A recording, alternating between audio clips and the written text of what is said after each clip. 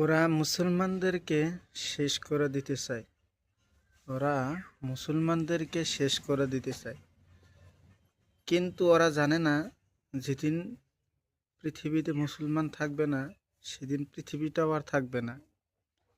কারণ আল্লাহ বলছেন, যেদিন একজন একজন ঈমানওয়ালা মানুষ পৃথিবীতে থাকবে না সেদিন আমি এই পৃথিবীটাও আর রাখবো না।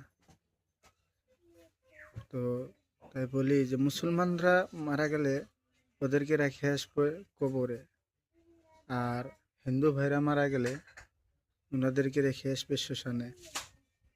তাই দুদিনের দুনিয়ায় কিসের এত অহংকার?